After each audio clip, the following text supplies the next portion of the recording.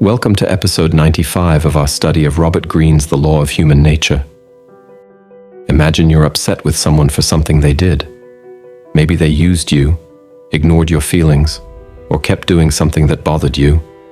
Before you even say anything, they seem to know you're upset. They might start acting hurt or disappointed. When you finally tell them what's wrong, they get quiet and look sad. But it's not the kind of quiet that shows they're sorry. They might say things like, "Fine, whatever," if that's how you feel. If they say sorry, their voice or face might show they don't really think they did anything wrong. If they're really sneaky, they might bring up something you did in the past that upset them. You might not even remember doing it, but they say it still bothers them. It might not sound like something you would do, but you can't be sure. Or they might say something that makes you angry on purpose. Then when you get mad, they can say you're being mean and unfair. No matter how they respond, you end up feeling like maybe you were wrong all along. You might think you overreacted or imagined things. You might even start to doubt your own feelings. Now you feel guilty, like it's your fault that there's tension between you.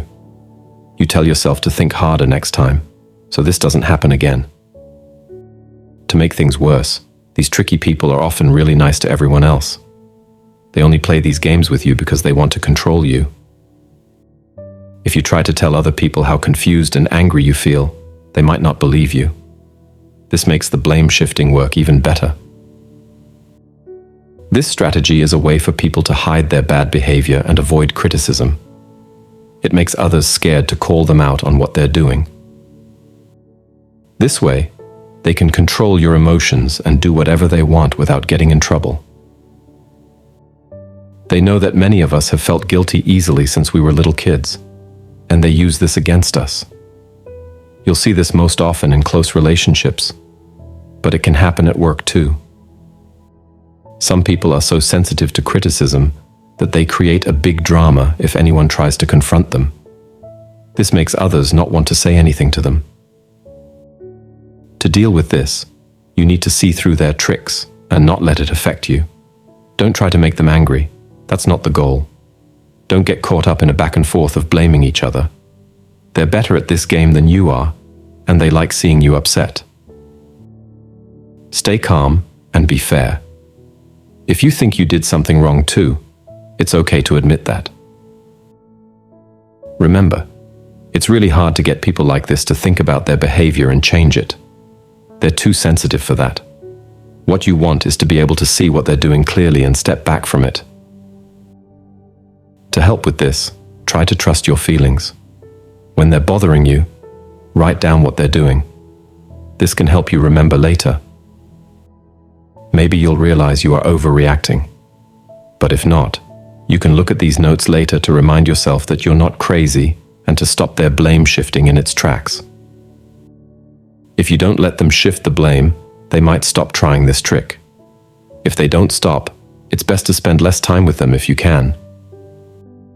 It's important to understand that blame shifters often have deep-rooted insecurities and may have learned this behavior as a defense mechanism.